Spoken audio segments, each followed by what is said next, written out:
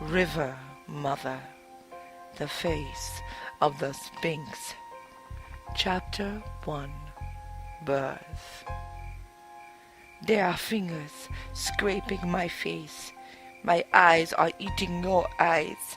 A river of pain is splitting my body. I am crying against the light. I am curling up like a leaf. I am me, is what I remember. I am me. Chapter 2. 3 Summers. I was sitting under a large palm when my grandmother called to me from the river bank. "Come here, river baby." She and my mother were standing in a small shallow pool that had formed in the mud of the river bank. My grandmother's name was Monkey Mother. When I reached the pool, she took my hand and bent down to speak to me. Her eyes were shining like moon water. She placed her mouth against my ear and whispered, "Lie down, baby." Her voice sounded far, far away. I laid myself down in the black shallow water and looked up at the lazy cloud-filled sky. Suddenly, without saying a word, the two of them grabbed my wrist and ankles and lifted me up and flipped me over like a stretched hide. I could see myself in the dark pool. My eyes were shining. I had the strangest thought, that the eyes looking back at me didn't belong to me. Right then, I heard a voice inside myself. "Listen to me, little one. Your eyes no longer belong to you. They belong to the long scar winding down the center of your face and body." My grandmother and mother held me there for a few moments. Then they flipped me over again, so I was once more looking at the lazy, cloud-filled sky. My grandmother whispered in my ear, "Remember what you saw in the dark pool, river baby." Then the two of them dropped me on the river bank and began sweeping the pool clean with stalks of grass. When they finished, my grandmother sat me up and held my head so I couldn't move it. She looked at me like she was very far away and told me she had brought me to the pool because she wanted me to see what she had seen the day I was born. "When you came into this world," she said, "your face was veiled with skin, and I knew you were going to be a great leader. I split the veil with flint and scraped it back. Your eyes were looking straight at me, like they were speaking to me. A scream crawled up inside me like a snake. I grabbed the flint and carved a winding river down the center of your face and body." "Why did you do that?" I asked my grandmother. My hand became possessed. I couldn't stop it. "What does the river scar winding down my face and body mean?" I asked. "It means you are going to be a great prophet." I looked at my mother. Her head was bowed.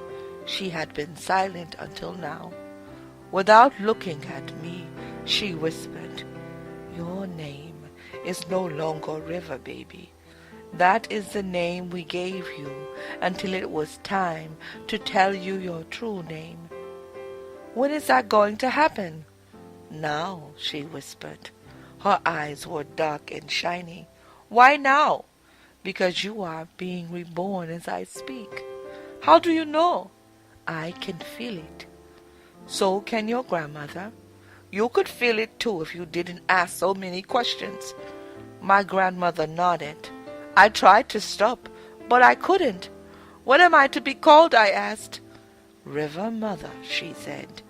"Do you mean my children will be rivers?"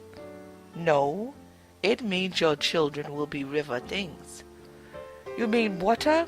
"No, not water." "You mean fish?" "No, not fish." "What then?" "No one knows that." As soon as she said that, I felt another body enter my body. What was that? I asked my mother. Who you really are, my mother said. Chapter 3. 6 Summers. I played with all the children in our tribe, but my cousin, Runs Like Cheetah, was my favorite. We were always laughing and running. His father was called Antelope Hunter. He was also my uncle. He hunted with the cheetah and was the greatest hunter in the village. His eyes were large and dark without any white. They were like an animal's eyes. He always spoke to me when I visited Runs Like Cheetah and asked how my mother was. Then one day he didn't say anything to me. He just followed me with his eyes like he was hunting me. It scared me. I knew something had changed in him, but I didn't know what.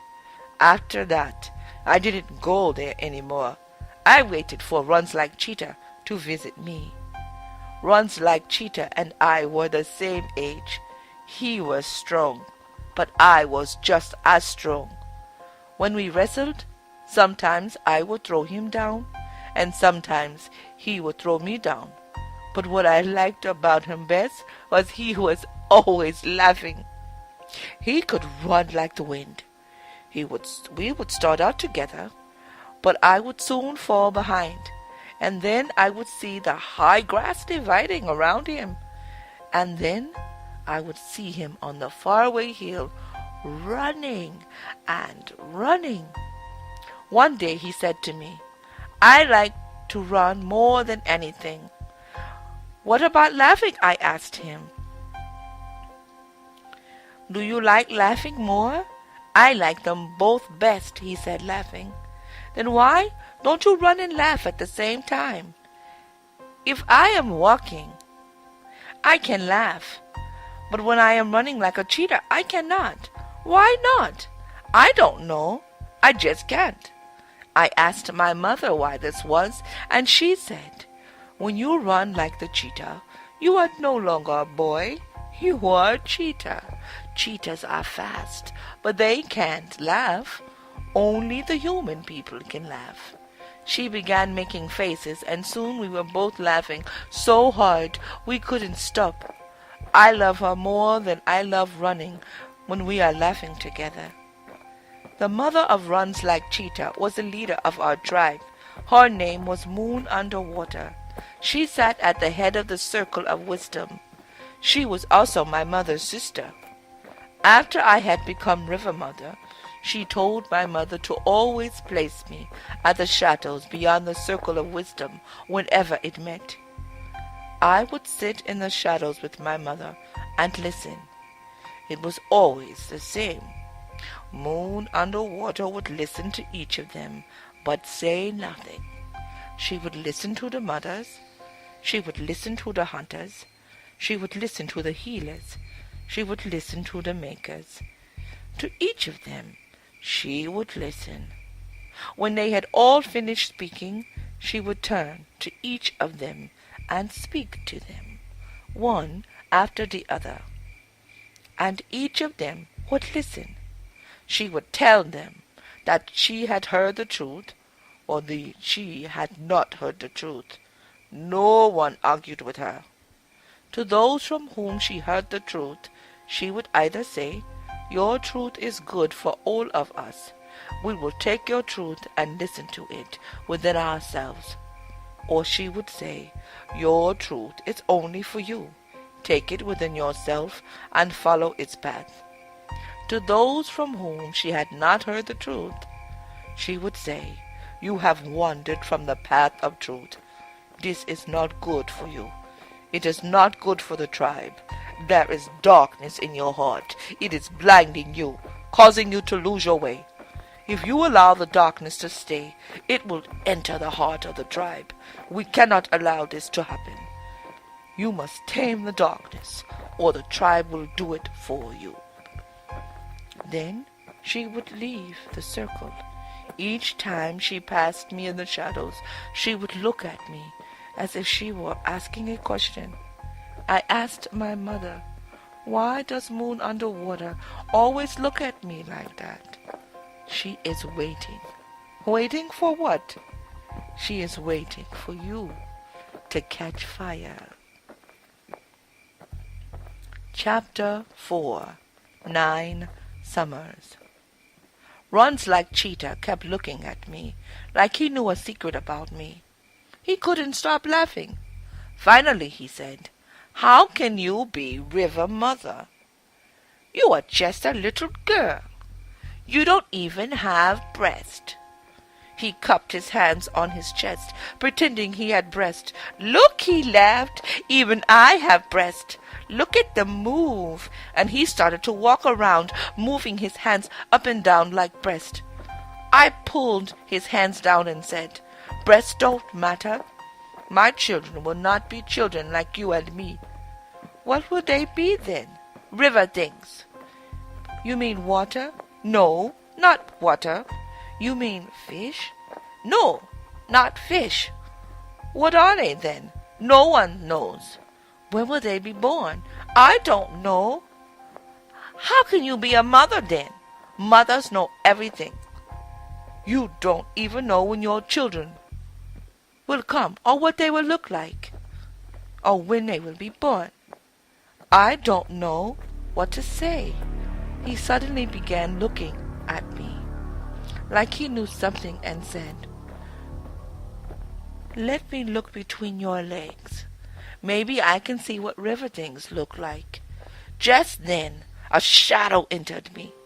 I placed my hand hard against his chest. He stopped laughing. A fierce voice spoke through me. It said, "River things cannot be seen. They are things of the spirit." "Did you hear that?" I asked. "Yes," he replied. He was frightened. I took his hand and placed it down against my belly where my scar ended. He tried to pull his hand away, but I held it tight. "Keep your hand there," I told him. "Can you feel where the scar ends?" "Yes, I can feel it." "Close your eyes," I told him. Then I said, "Take your hand and follow the scar up my body very slowly. You feel it stop just above my eyes." I closed my eyes and waited for his hand to move. I could feel it began to rise up. Following the winding scar, he was trembling. Finally he stopped just above my eyes. I opened my eyes. "Did you see anything?" I asked.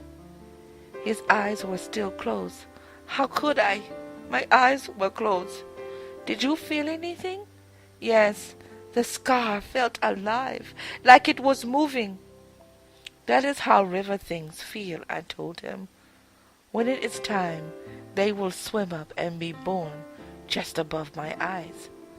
"How do you know this?" "I can see it in my mind," I said. "Can I open my eyes now?" He was still trembling. "Yes, open them and look at me." He tried to look away. "Look at me," I said. "Don't be afraid." "What do you see?" "Someone who looks like you, but is not you," he replied. "That is what River Mother looks like." I was on fire.